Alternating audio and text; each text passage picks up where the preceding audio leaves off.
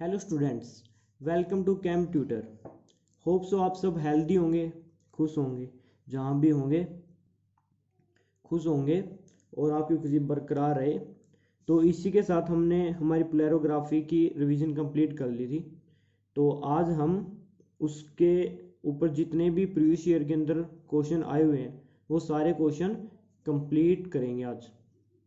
तो जिसने प्लेरोग्राफी की जो रिवीजन वीडियो वो नहीं देखी तो सबसे पहले वो वीडियो देख ले, उसका लिंक मैं डिस्क्रिप्शन के अंदर दे दूंगा।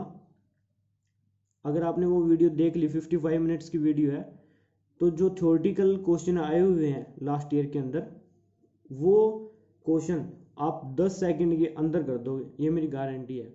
अगर आपने वो वीडियो देख ली या देख रखी है या फिर पहले उसको वीडियो को देख ले। तो हम स्टार्ट करते हैं। हमारा फर्स्ट क्वेश्चन आया हुआ है, लास्ट ईयर का क्वेश्चन है ये, CSR नेट का।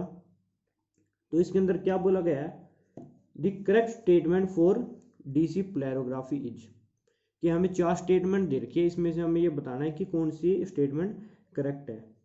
तो फर्स्ट के अंदर क्या बोला इसने, जो हाफ वेव पोटेंशियल है E half is concentration dependent, क्या ये स्टेटमेंट करेक्ट है? मैंने आपको बताया था कि जो E हाफ स्टेटमेंट होती है वो क्या होती है, हमारी इंडिपेंडेंट होती है। क्या होती है? इंडिपेंडेंट होती है। कंसंट्रेशन ऑफ एनालाइट, तो इसका मतलब फर्स्ट स्टेटमेंट फॉल्स है। सेकंड स्टेटमेंट में क्या बोला गया है, dropping mercury electrode is A macro electrode. मैंने बताया था ये कौन सी इलेक्ट्रोड होती है, माइक्रो होती है, न कि मैक्रो। तो इसका मीनिंग क्या है, ये स्टेटमेंट भी अपनी गलत है। उसके बाद क्या बोला है, limiting current is equal to diffusion current. ये तो कभी हो ही नहीं सकता, क्योंकि जो हमारा ग्राफ होता है, जो हमारा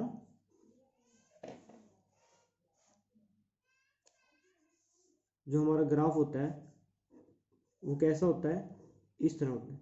जो ये होती है हमारी, ये कौन सा है, रेजिडुअल करंट होता है।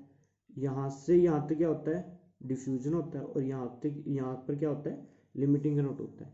तो लिमिटिंग करंट कभी भी डिफ्यूजन करंट के इक्वल नहीं होता। जो लिमिटिंग करंट होता है हमारा वो क्या होता है, डिफ्यूजन करंट प्लस में रेजिडुअल करंट, ये होता है। तो इसका मतलब सी स्टेटमेंट भी फॉल्स है। डी स्टेटमेंट में क्या बोला है, a large access of sporting electrolyte eliminates migration current. ये जब मैंने रिवाइज करवाया था उस टाइम मैंने ये स्पेशल बोला था कि जो हमारा माइग्रेशन करंट होता है, जो क्या होता है, माइग्रेशन करंट होता है, उसको रिड्यूस या फिर एलिमिनेट करने के लिए हम क्या डालते हैं, स्पोर्टिंग इलेक्ट्रोलाइट डालते हैं। क्या डालते हैं, स्पोर्टिंग इलेक्ट्रोलाइट। क्योंकि जितना कम माइग्रेशन करंट होगा उतना ही हमारा रेजिडुअल करंट कम होगा।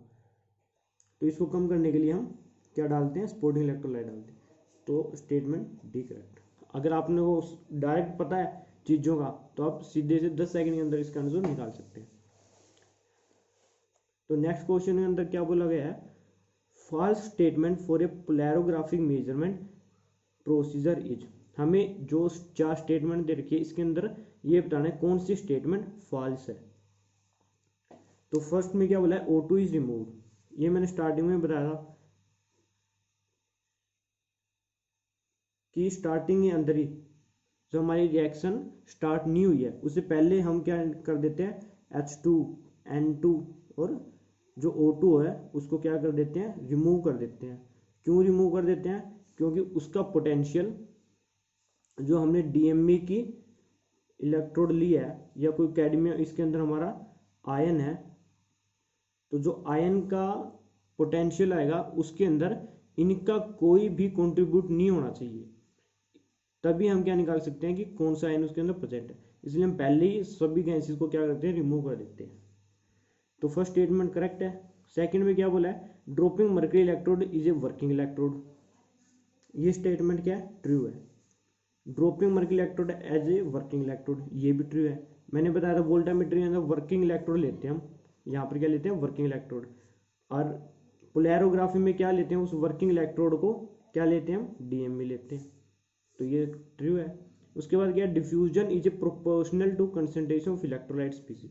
ये मैंने स्पेशल बताया था कि जो हमारा डिफ्यूजन करंट होता है वो डायरेक्टली प्रोपोर्शनल किसके होता है, कंसंट्रेशन के होता है, डायरेक्टली प्रोपोर्शनल। तो इसका मीनिंग ये भी मेरी स्टेटमेंट क्या है, ट्रू है। उसके बाद क्या, आई आर, ये जो दिया हुआ है, residual current is made zero by adding supporting electrolyte. ये स्टेटमेंट क्या सही है। मैंने आपको बताया जो रेजिडुअल करंट होता है वो किसके कारण होता है, माइग्रेशन करंट के कारण और चार्जिंग करंट के कारण। इन दो करंट के कारण रेजिडुअल करंट होता है। और मैंने ये बताया था कि माइग्रेशन करंट को हम क्या कर सकते हैं, एलिमिनेट कर सकते हैं, जो लास्ट क्वेश्चन में किया था हमने, या फिर क्या कर सकते हैं, जीरो कर सकते हैं। किसके हेल्प से, एडिंग सपोर्टिंग इलेक्ट्रोलाइट, इसको जीरो कर सकते हैं। लेकिन चार्जिंग करंट को तो जीरो नहीं कर सकते, इसको तो जीरो नहीं कर सकते, इसका कंट्रीब्यूशन तो पक्का रहेगा, जिसके कारण कुछ ना कुछ रेजिडुअल करंट हमारा रहता है। तो जो हमारा रेजिडुअल करंट है is made zero by adding supporting electrolyte, ये स्टेटमेंट गलत है, क्योंकि सपोर्टिंग इलेक्ट्रोलाइट सिर्फ माइग्रेशन करंट को जीरो करेगी, न कि रेजिडुअल करंट को, क्योंकि रेजिडुअल करंट चार्जिंग करंट के कारण तो थोड़ा बहुत रहेगा। तो ये स्टेटमेंट मेरी क्या है, फॉल्स है। तो हमारा आंसर कौन सा सही हो गया, डी आंसर सही हो गया। इसमें नेक्स्ट क्वेश्चन आया हुआ है, इसके अंदर क्या बोला गया है, in a polarographic estimation the limiting current where this limiting current दिया हुआ है when concentration of lead ion is equal to 0.513। तो इसको करने से पहले आप एक रफ पेज के ऊपर जो क्वेश्चन के अंदर गिवन होता है वो लिख लिया करो। जैसे हमें क्या गिवन है, लिमिटिंग करंट गिवन है और क्या गिवन है, कंसंट्रेशन गिवन है। लिमिटिंग करंट कितना है, 0.15, 4.65, 9.15 और 27.15। और कंसंट्रेशन कितनी गिवन है, रिस्पेक्टिवली बोला है, तो 0 है इसकी कंसंट्रेशन, इसकी कितनी है 0.5 है, इसकी कितनी है 1.0 और उसकी 3.0 है। ये हमें क्या है, गिवन है कि इस कंसंट्रेशन पे इतना लिमिटिंग करंट है, इस कंसंट्रेशन पे इतना लिमिटिंग करंट है, ये गिवन है। उसके आगे क्या बोला गया है, an unknown solution of lead ion gives a limiting current of 13.65 micro ampere, concentration of lead in the unknown is. इसने ये बोला है कि जब हमारा लिमिटिंग करंट कितना है 13.65 है, उस टाइम कंसंट्रेशन क्या होगी, उस टाइम कंसंट्रेशन क्या होगी, हमें ये निकालना है। तो मैंने सिंपल सा बताया था एक चीज़, ऊपर भी मैं बता गया था कि जो मेरा, जैसे ये मेरी ग्राफ होता है, ये क्या होता है, लिमिटिंग करंट, ये डिफ्यूजन करंट और ये रेजिडुअल करंट। तो जो मेरा लिमिटिंग करंट होता है वो क्या होता है, रेजिडुअल करंट प्लस में डिफ्यूजन करंट। लिमिटिंग करंट ये होता है मेरा। और मैंने ये बताया था कि जीरो कंसंट्रेशन के ऊपर जो करंट होता है थोड़ा बहुत, ये मैंने बताया था आपको कि जीरो कंसंट्रेशन के ऊपर जो करंट होता है वो क्या होता है, रेजिडुअल करंट होता है। तो इसके अंदर जो जीरो कंसंट्रेशन दे रखी है उसके ऊपर जो करंट है हमारा लिमिटिंग करंट, वो क्या है हमारा, रेजिडुअल करंट है। तो जो रेजिडुअल करंट आया वो हमारा कितना हो गया, 0.15 है, क्योंकि जीरो कंसंट्रेशन पे जो करंट होता है वो रेजिडुअल करंट होता है। तो जो जीरो कंसंट्रेशन में जो करंट दिखाता है रीडिंग के अंदर जो टोटल, वो सिर्फ किसके कारण हो गया, ना डिफ्यूजन के कारण होगा ना लिमिटिंग के कारण, सिर्फ किसके कारण होगा, रेजिडुअल के कारण। तो स्टार्टिंग वाला हमारा रेजिडुअल करंट हो गया। तो अब मैं क्या कर सकता हूँ, हर एक कंसंट्रेशन के ऊपर डिफ्यूजन करंट निकाल सकता हूँ। कैसे, डिफ्यूजन करंट क्या हो जाएगा मेरा, ये माइनस में हो जाएगा, लिमिटिंग करंट माइनस में रेजिडुअल करंट। तो जितना भी लिमिटिंग करंट दिया हुआ है उसमें से क्या कर दूं मैं, रेजिडुअल करंट क्या कर दूं, लिमिटिंग में से रेजिडुअल माइनस कर दूंगा, क्या आ जाएगा मेरा, डिफ्यूजन करंट आ जाएगा। तो अगर मैं यहाँ से डिफ्यूजन करंट निकालूं इनका, तो ये तो रेजिडुअल करंट है, यहाँ तो होगा ही नहीं डिफ्यूजन, लिमिटिंग जीरो होगा वो। तो इस केस में क्या होगा, लिमिटिंग करंट गिवन है और रेजिडुअल करंट हमने निकाला था ये, तो इसमें से अगर मैं माइनस कर दूं, क्या कर दूं, लिमिटिंग करंट कितना है 4.65 माइनस में रेजिडुअल कितना है 0.15, कितना आ गया 4.50, तो इसमें क्या आ गया 4.50। ऐसे इनकम निकाल सकता हूँ, लिमिटिंग करंट गिवन है, माइनस में क्या कर दूंगा रेजिडुअल करंट, तो कितना आ जाएगा 9। इसकी कैलकुलेशन आप कर लेना। ऐसे करते हुए मैं इसका निकाल सकता हूँ, ये लिमिटिंग करंट है मेरा, डिफ्यूजन करंट निकालूंगा, लिमिटिंग 13.65 है, माइनस में रेजिडुअल 0.15 है, तो कितना आ गया 13.50, तो इसका कितना आ गया 13.50। और मैंने आपको एक बात बताई हुई है कि जो डिफ्यूजन करंट होता है वो डायरेक्टली प्रोपोर्शनल टू क्या होता है कंसंट्रेशन होता है। क्या होता है कंसंट्रेशन। तो मैं क्या कर लूँ, एक कंसंट्रेशन उठा लूंगा और एक लिमिट डिफ्यूजन करंट उठा लूंगा, किसी कोई भी उठा सकते हो आप। मान लेता हूँ मैं इस टर्म को उठा लेता हूँ एक, और जिसका हमें निकालना है, ये टर्म हमें निकालनी है, इसका उठा लूंगा, तो मेरा जो ID1 है डिवाइड अपॉन में ID2 इज इक्वल टू में C1 अपॉन में C2, ये मैंने आपको फॉर्मूला बताया हुआ है। तो ID1 क्या होगा मेरा 4.50, ID2 क्या होगा मेरा 13.50, कंसंट्रेशन कितनी होगी, इसी कंसंट्रेशन कितनी है 0.5, इसमें कंसंट्रेशन हमें निकालनी है C2 की। तो जब इस यहाँ से आप क्या C2 निकाल लोगे, इसकी क्या करके क्रॉस मल्टीप्लाई करके C2 निकालोगे, तो C2 आपकी वैल्यू आएगी 1.50 मिलीमीटर, 1.50। तो आपका आंसर क्या हो जाएगा इसके अंदर, डी आंसर हो जाएगा। तो इसमें आपको सिर्फ कुछ नहीं करना है, इसके अंदर आपको पहले लिखना है लिमिटिंग करंट क्या गिवन है, कंसंट्रेशन क्या क्या गिवन है, उसके बाद जीरो के ऊपर जो करंट होता है वो हमारा रेजिडुअल करंट होता है। और हमें पता है जब रेजिडुअल करंट को मैं लिमिटिंग करंट में से माइनस कर दूंगा तो मेरा क्या आ जाएगा डिफ्यूजन करंट आ जाएगा। तो मैंने हर एक कंसंट्रेशन के ऊपर क्या निकाल लिया, डिफ्यूजन करंट निकाल लिया, लिमिटिंग में से माइनस रेजिडुअल करंट करके, रेजिडुअल जीरो पे ये था मेरा, तो डिफ्यूजन निकाल लिया। उसके बाद मेरे को पता है कि diffusion current directly proportional to concentration होता है, तो हमें पता है ID1 upon ID2 equal to C1 upon C2।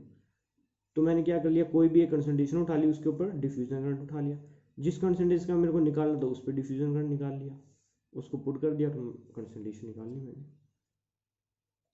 तो आपको सिर्फ जो थ्योरेटिकल क्वेश्चन है उसके अंदर तो बहुत कम टाइम लगने वाला है, जो न्यूमेरिकल आगे उसके अंदर थोड़ा बहुत टाइम लग सकता है।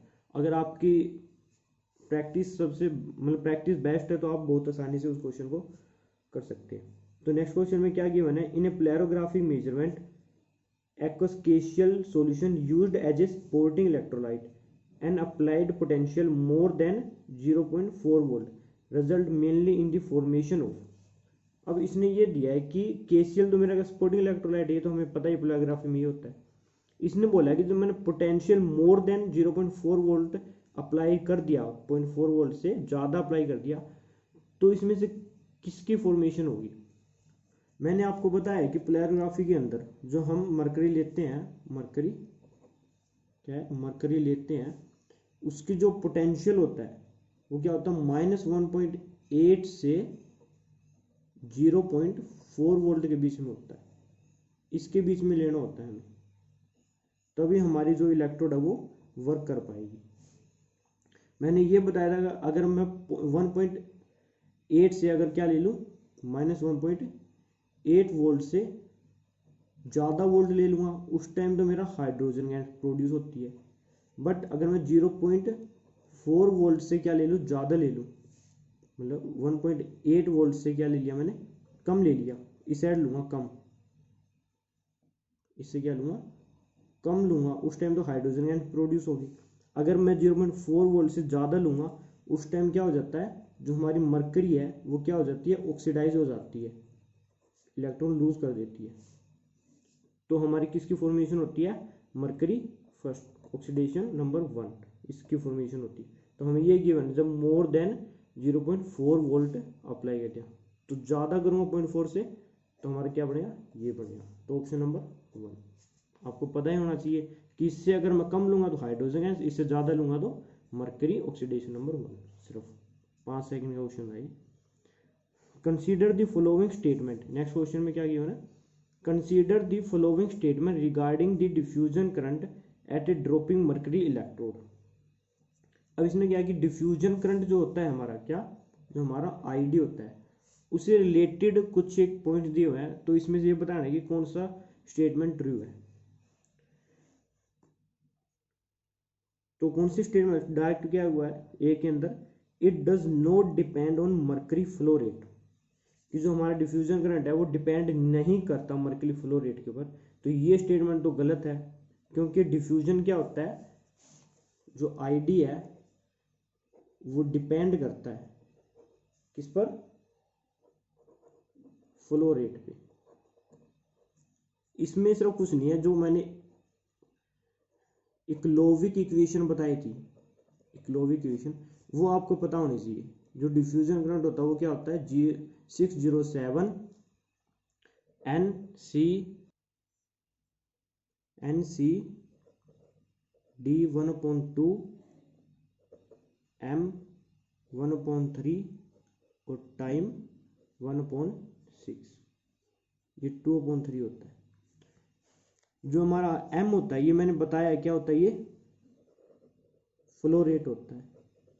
तो डिफ्यूजन करंट क्या फ्लो रेट पे डिपेंड करता है, इसने क्या बोला, does not depend flow rate. इसका मीनिंग क्या है, ये स्टेटमेंट तो मेरी क्या होगी, गलत होगी, क्योंकि तो डिपेंड करता है, हमें ट्रू स्टेटमेंट बतानी है, तो गलत होगी।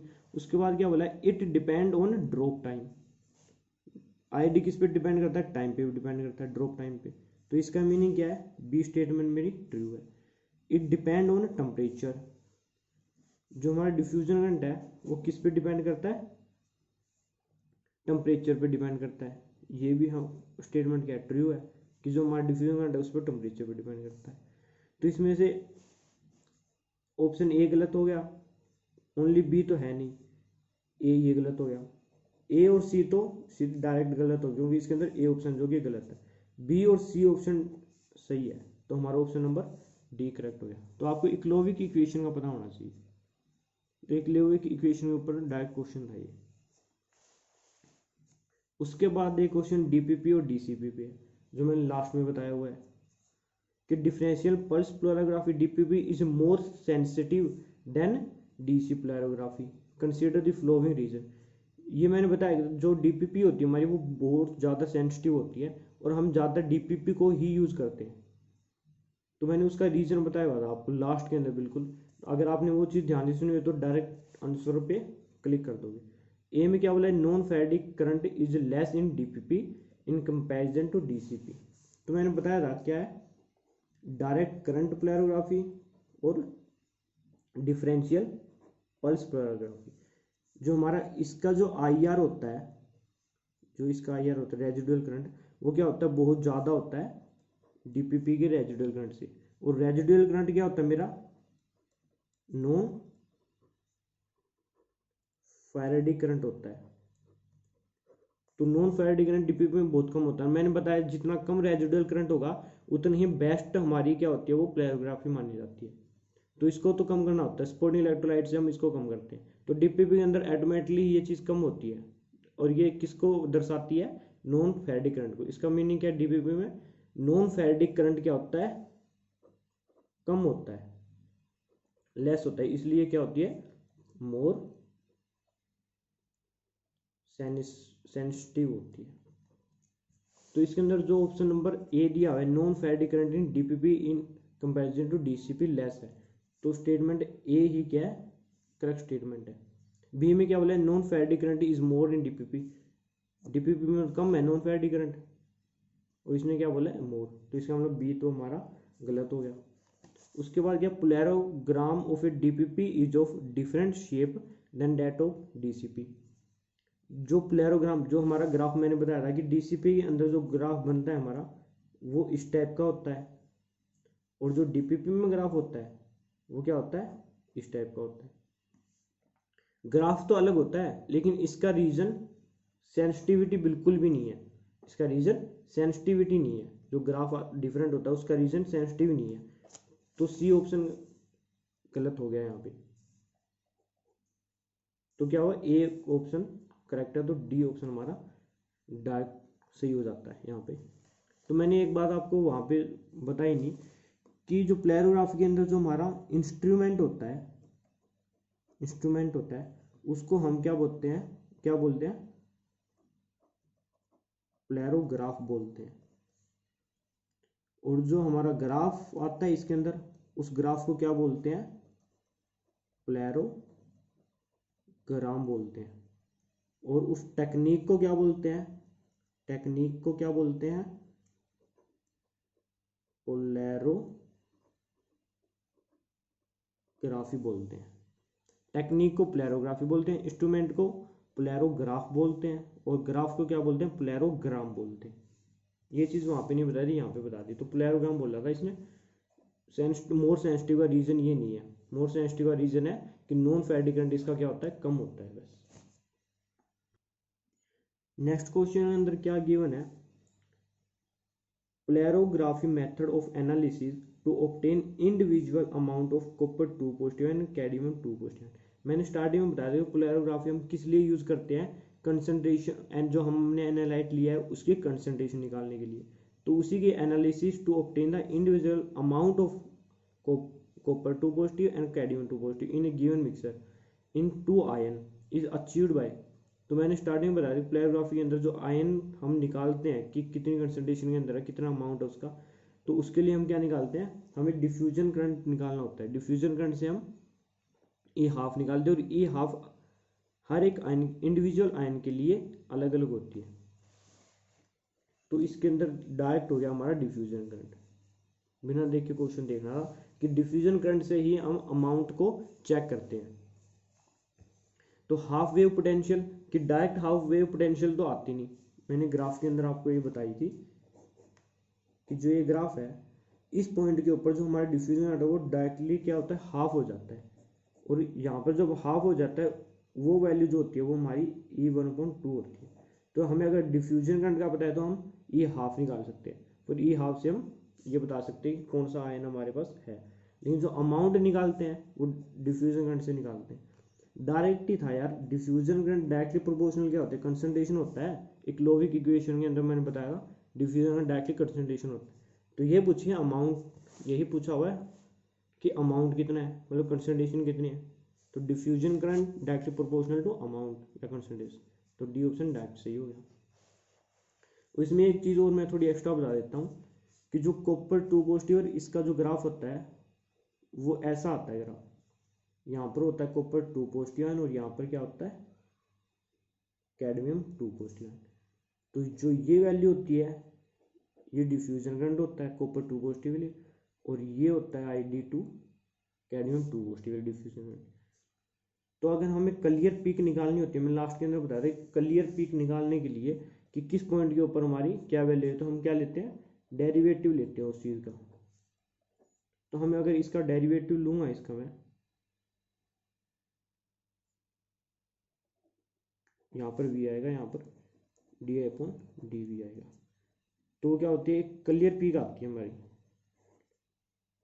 ये आ गई, ये किसकी आ गई मेरी, कॉपर 2 पॉजिटिव, और ये किसकी आ गई, कैडमियम 2 पॉजिटिव।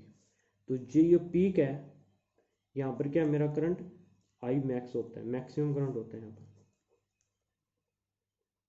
और जो I मैक्सिमम करंट होता है वो डायरेक्टली प्रोपोर्शनल टू क्या होता है, कंसंट्रेशन होता है। तो I max copper 2 positive ion divided upon I max cadmium 2 positive ion is equal to क्या हो जाएगा, concentration of copper 2 positive ion और डिवाइड अपॉन में concentration of cadmium 2 positive ion. तो यहाँ से अगर I मैक्स गिवन है तो हम एक की कंसंट्रेशन भी निकाल सकते हैं। तो ये चीज़ आपको पता होनी चाहिए। एक लास्ट क्वेश्चन है, तो मैंने जैसे बताया था आपको ज़्यादातर क्वेश्चन इसमें क्या आते हैं, थ्योरेटिकल क्वेश्चन आते हैं। तो आपको थ्योरेटिकल अप्रोच इसके अंदर जितनी अच्छी होगी उतनी बहुत आसानी से क्वेश्चन निकल जाएंगे। तो इस चैप्टर को छोड़ के नहीं जाना बिल्कुल भी, इस चैप्टर को करके जाना है हमें। बिल्कुल आसान से क्वेश्चन है, यही है। देखो क्या बोला इसमें, gelatin added during the polarography measurement carried out using DME। तो इसने बोला है कि जेलेटिन हम डालते हैं प्लेरोग्राफी के अंदर, measurement of carried out using DME। तो जो जेलेटिन डालते हैं प्लेरोग्राफी के अंदर वो किसको मेजर करने के लिए डालते हैं, या किसको रिड्यूस करने के डालते हैं, मैंने बिल्कुल लास्ट के अंदर ही बताया हुआ था आपको। तो जैसे हम ऑप्शन देखते हैं क्या आता है हमारा। फर्स्ट में क्या बोला है, reduce streaming motion of mercury drop, एक तो ये है। उसके बाद क्या बोला है, डिक्रीज विस्कोसिटी ऑफ सॉल्यूशन। क्या जो जेलेटिन है वो विस्कोसिटी को डिक्रीज करता है? ऐसा कोई रिलेशन हमने पढ़ा ही नहीं, विस्कोसिटी का तो कोई भी रिलेशन नहीं है प्लेरोग्राफी के अंदर, तो ये तो देखते गलत हो गया। उसके बाद क्या, एलिमिनेट्स माइग्रेशन करंट, ये मैंने बताया था माइग्रेशन करंट एलिमिनेट किसके कारण होता है, हमारी सपोर्टिंग इलेक्ट्रोलाइट के ऐड करने से होता है, तो जेलेटिन के ऐड करने से तो नहीं होगा, इसका मीनिंग ये भी गलत हो गया। उसके बाद क्या है, प्रिवेंट्स ऑक्सीडेशन ऑफ Hg, कि जो हमारी मरकरी है उसको ऑक्सीडेशन करने से रोकने के लिए क्या हम जेलेटिन डालते हैं? बिल्कुल भी नहीं। इसको ऑक्सीडेशन रोकने के लिए क्या करते हैं हम, 0.4 वोल्ट से क्या है, कम वोल्टेज रखते हैं बस। ये क्वेश्चन भी आया हुआ है बिल्कुल इसी के ऊपर कि 0.4 से ज़्यादा लेंगे तो मरकरी क्या हो जाती है, ऑक्सीडाइज हो जाती है, और इसको रोकने के लिए इससे कम वोल्टेज लेते हैं। तो जेलेटिन इसका भी नहीं आंसर है, तो तीनों गलत हो गए, ऑप्शन क्या हो गया 1। तो ऐसे आपको अगर थ्योरेटिकल अप्रोच पता है कि किस में क्या यूज़ हो रहा है, बस जैसे ही हमने क्या, एक क्वेश्चन इस पे आया हुआ था बिल्कुल, और इसी पे घुमा के फिर से क्वेश्चन दे दिया। तो हमें सिर्फ एलिमिनेट करने आनी चाहिए कौन सा क्वेश्चन है। जो जेलेटिन मैंने बताया था उसके अंदर कि जो हमारा क्या हो जाता है, मैक्सिमा आ जाता है, क्या आ जाता है, प्लेरोग्राफिक मैक्सिमा। तो उसको क्या है, रिमूव करने के लिए, रिमूव या फिर रिड्यूस करने के लिए हम क्या डालते हैं, जेलेटिन डालते हैं, या फिर क्या डालते हैं, डाई डालते हैं, या फिर क्या डालते हैं, एक मैंने बताया था टेट्रोन, टेट्रोन X100 ये डालते हैं, टाइट्रोन होता है, टाइट्रोन X100, ये 3 चीज़ डालते हैं। तो वही है, reduce the streaming motion of mercury drop, उसके स्ट्रीमिंग मोशन को रोकने के लिए क्या डालते हैं, जेलेटिन। तो ऑप्शन नंबर 1 इज करेक्ट। तो जो क्वेश्चन आए हुए हैं बिल्कुल क्या है, थ्योरेटिकल बेस्ड क्वेश्चन आए हुए हैं। ऐसे ही सारे क्वेश्चन ऐसे ही है, कुछ क्वेश्चन रह गए होंगे जो बहुत लास्ट ईयर में क्वेश्चन है, मैंने जो 4-5 साल के अंदर आए हुए क्वेश्चन थे वो मैंने लगभग करा दिए सारे। तो ऐसे ही आते हैं क्वेश्चन। तो जो मैंने वीडियो बनाई हुई है 55 मिनट्स की रिवीजन वीडियो, उसके अंदर आपके जितने भी क्वेश्चन है सारे क्वेश्चन कवर हो रहे हैं, तो आपको वो वीडियो ज़रूरी है देखनी। तो पेपर को होने से पहले उस वीडियो को मतलब पेपर को देने से पहले आप उस वीडियो को ज़रूर देख के जाएं, आपके लिए बहुत बेनिफिशियल होगी। तो इसी के साथ हम नेक्स्ट वीडियो के अंदर मिलेंगे अपने नए टॉपिक के साथ। तो आप बने रहिए मेरे साथ। Thank you.